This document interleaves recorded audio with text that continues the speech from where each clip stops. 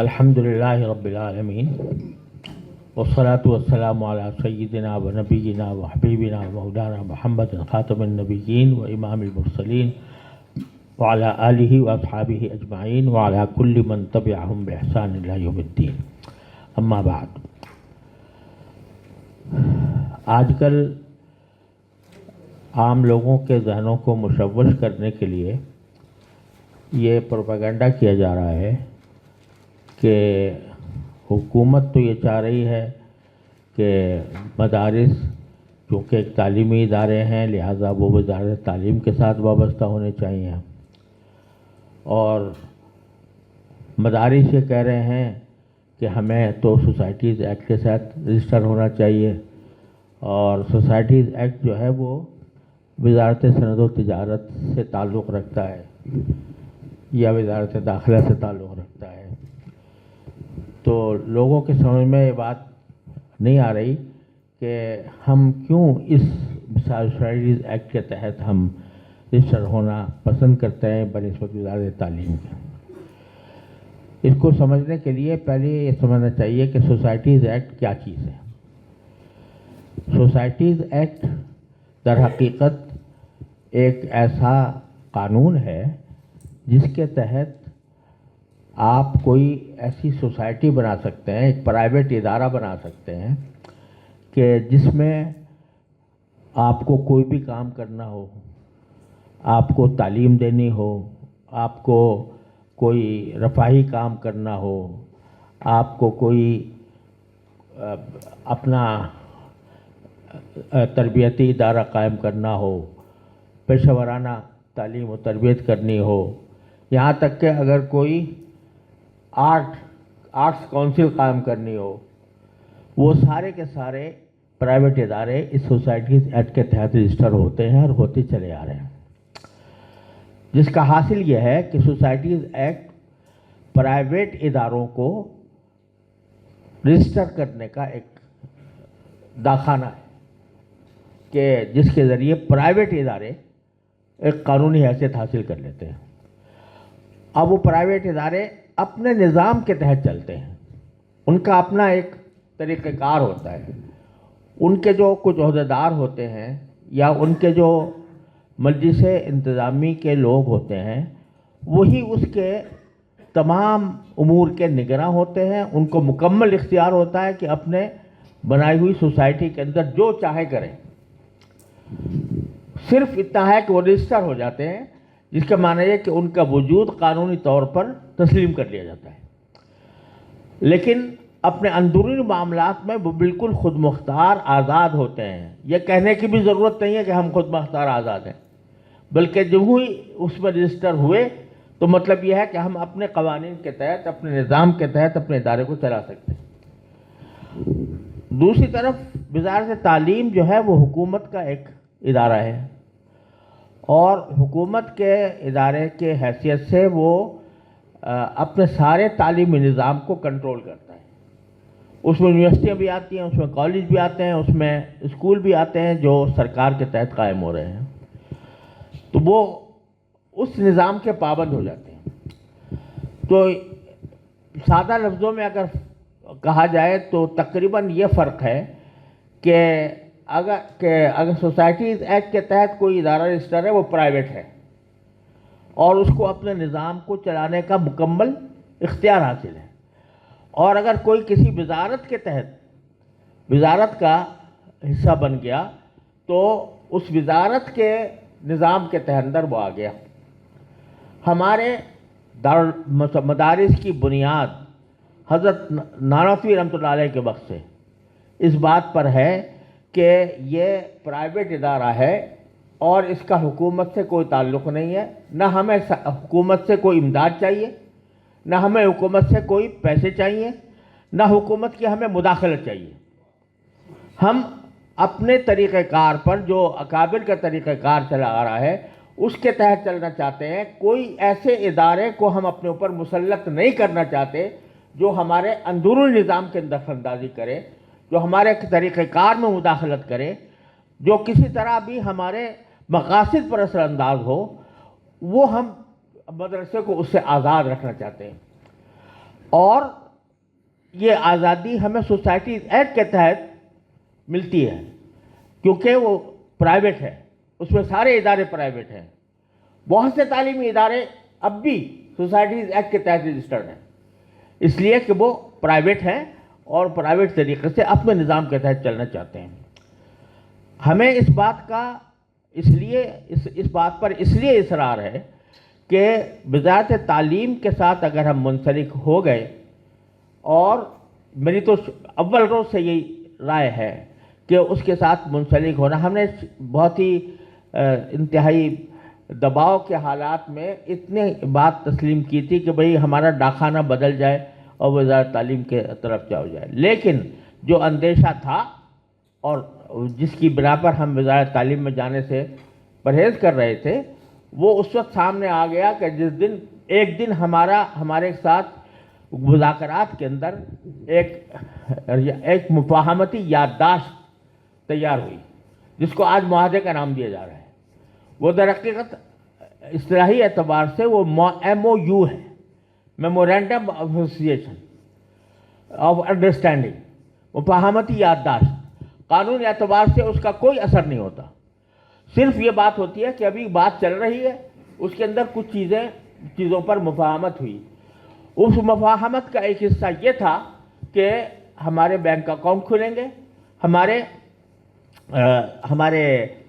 ہم خود مختار اور آزاد رہیں گے. دوسرا یہ کہ ہمارے غیر ملکی طلباء جو ہیں وہ ان کو داخلہ ملے گا، ویزے ملیں گے. اور اس میں یہ بھی تھا کہ جب تک اس کے اوپر پوری طرح عمل نہیں ہو جاتا، سوسائٹیز ایکٹ کے تحت جو مدارس رجسٹر ہو رہے ہیں وہ اپنی جگہ رجسٹر ہوتے چلے جائیں گے. لیکن یوں ہی یہ بات ہماری اس مفاہمتی یادداشت کی مرحلے میں ابھی تھی، اسی کے ساتھ 1 ارب کا بجٹ بنا کر ایک ڈائریکٹریٹ قائم کر دی گئی، جو ایک سابق فوجی میجر جنرل کے ماتحت، اور اس کے لیے وہ قائم کرنے شروع کر دیے گئے دفاتر مختلف جگہوں پر، اور اس کے مطابق رجسٹریشن کا آغاز بھی کر دیا گیا. تو یہ مرحلہ تھا جس میں ہمیں اپنے اس نقطہ نظر کی بالکل وضاحت سامنے آ گئی، جو کہتے تھے کہ ہم تعلیم کے اندر جائیں گے تو ہم پھر کسی نظام کے اندر پھنس کر اس کے تمام ارشادات کے تابع ہوں گے. چنانچہ اگرچہ اس میں یہ الفاظ بھی موجود ہیں کہ مدارس کہ جو ہے اپنے نظام میں آزاد اور خود مختار رہیں گے، یہ لکھا ہوا ہے اس کے اندر بھی، لیکن آخر میں یہ لکھا ہوا ہے کہ وقتاً فوقتاً وزارت تعلیم کی طرف سے جو ہدایات آئیں گی مدارس کے پابند ہوں گے. تو ایک طرف یہ کہا ہے اور دوسری طرف یہ بھی کہا ہے، لہٰذا اس کا نتیجہ یہ ہوگا کہ ہمارے مدارس کے اوپر حکومت، ہم یہ بالکل واضح الفاظ میں یہ بات کہہ دینا چاہتے ہیں کہ کسی حکومت کے ماتحت ہو کر ہم اپنے نظام و نظام کو جاری نہیں رکھ سکتے، رکھنا ہمارے لیے زہر قاتل ہے. لہذا ہم نے انجام دیکھے ہیں، ہم نے سعودی عرب دیکھا ہے، ہم نے امارات دیکھا ہے، ہم نے مصر دیکھا ہے، ہم نے شام دیکھا ہے، اور وہاں پر مدارس کو کس طریقے سے ختم کیا گیا، مدارس کو کس طریقے سے دبایا گیا. آج وہاں پر کوئی کلمہ حق کرنے والا موجود نہیں ہے، یا ہو تو اس کی جگہ جیل ہوتی ہے یا اس کے اوپر تشدد کیا جاتا ہے. تو ہم الحمدللہ پاکستان کو اللہ تبارک و تعالیٰ نے اسلام کے لیے بنایا، اور پاکستان کو در حقیقت اللہ تبارک و تعالیٰ نے اسلام کا ایک قلعہ بنایا ہے. تو یہاں ہم یہ صورتحال کسی قیمت برداشت نہیں کر سکتے کہ ہمارے مدارس اور ہمارے علماء وہ اس طرح ہو جائیں کہ ان کے سامنے کچھ بھی ہوتا رہے اور وہ اپنی زبانوں کو بند رکھیں اور شیطان اخرس بن کر زندگی گزاریں. لہٰذا یہ چاہے جب کسی بھی چیز کو گھیرنا ہوتا ہے تو شروع میں ساری پابندیاں عائد نہیں ہوتی، شروع میں اس کے لیے ایک دام ڈالا جاتا ہے، اس کے لیے دانہ ڈالا جاتا ہے، تو اس کے بعد پھر آگے جا کر اس کو کسی وقت میں گھیرا جاتا ہے. یہی طریقہ کار رہا ہے پوری تاریخ میں. تو اب اگر اس میں لکھا ہوا ہے کہ نظام کہ یہ اپنے آزاد و خود مختار رہیں گے، لیکن اس کے باوجود ایک مرتبہ جب یہ اس دائرے کے اندر آ گئے اور اس میں یہ لفظ موجود ہے کہ وزارت تعلیم کی طرف سے وقتاً فوقتاً ہدایات جو ملتی رہیں گی اس کے پابند ہوں گے، تو اب آپ دیکھیے آج کسی کی حکومت ہے، کل کسی اور کی حکومت ہوگی، وہ لوگ بھی حکومت میں وزارت تعلیم کے اندر آئیں گے جو یہ کہہ رہے ہیں کہ مدارس جو ہیں وہ جہالت کی یونیورسٹیاں ہیں، جنہوں نے علی الاعلان یہ بات کہی ہے، جنہوں نے یہ کہا ہے کہ مدارس تو یہ سکھاتے ہیں کہ مرنے کے بعد کیا ہوگا، گویا ان کو مذاق اڑا کر کہ مرنے کے بعد کیا ہوگا کہ حالات پڑھانے والے مدارس ہیں، یہ دنیا کے موجودہ زندگی کے ساتھ کیسے چل سکتے ہیں، وہ بھی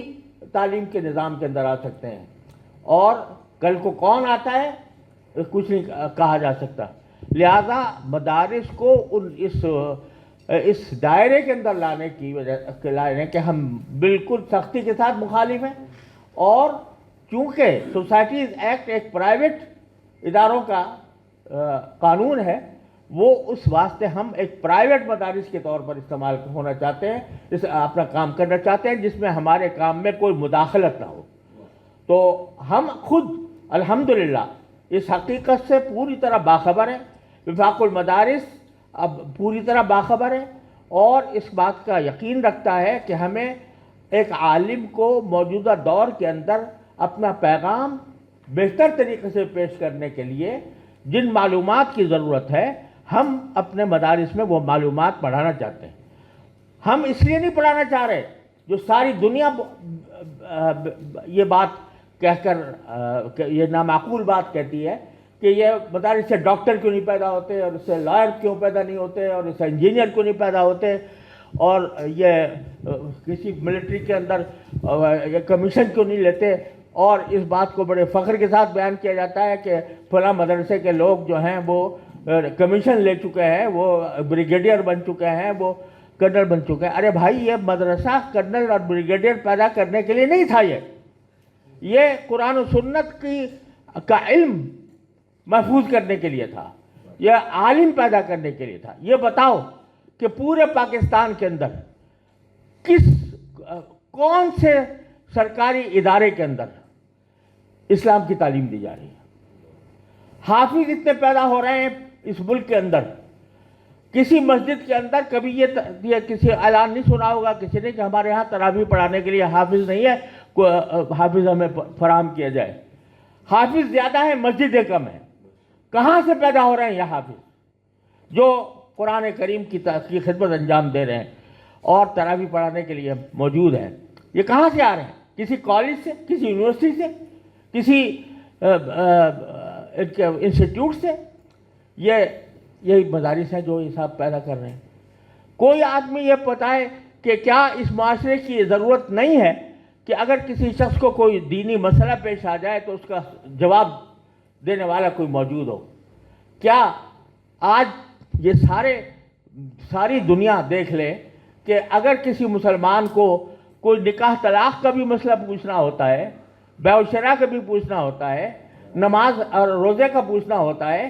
تو وہ کیا کسی یونیورسٹی کے پروفیسر کے پاس جاتے ہیں جس نے اسلامک اسٹڈیز میں ایم اے کی ڈگری لے رکھی ہے،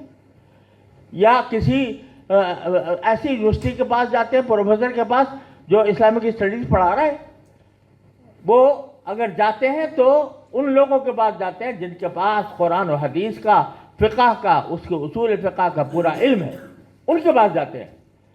کیوں جاتے ہیں؟ اس لیے کہ جانتے ہیں کہ صحیح علم ان کے پاس ہے، دین ان کو صحیح طریقے سے آتا ہے۔ یہ سارا کام مدارس اس لیے کر رہے ہیں، اس طرح کر رہے ہیں کہ ہم کسی کے تسلط کے ہم دوادار نہیں ہیں۔ ہم وہ بات کہیں گے جو قرآن کہتا ہے، ہم وہ بات کہیں گے جو حدیث کہتی ہے، ہم وہ بات کہیں گے جو ہمارا دین کہتا ہے۔ اس کی وجہ سے ہم اس میں کوئی مداخلت کسی قیمت پر برداشت نہیں کر سکتے۔ اگر کریں گے تو ہم اپنے فرض منصبی میں زبردست کوتاہی کے اور اللہ اور رسول کے ساتھ جو ہم نے عہد کیا ہے اس سے غداری کے مرتکب ہوں گے۔ اس لیے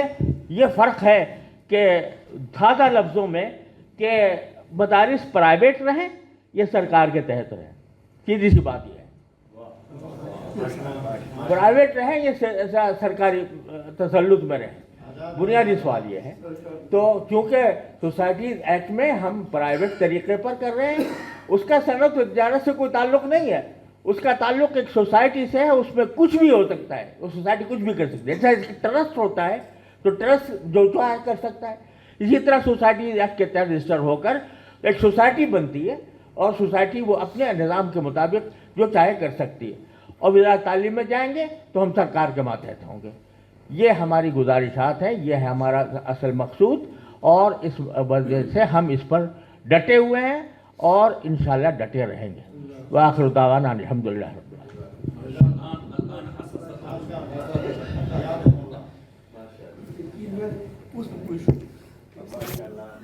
اللہ تعالیٰ حضرت کی عمر میں برکت، اللہ تعالیٰ حضرت کی عمر میں برکت، اللہ تعالیٰ حضرت کی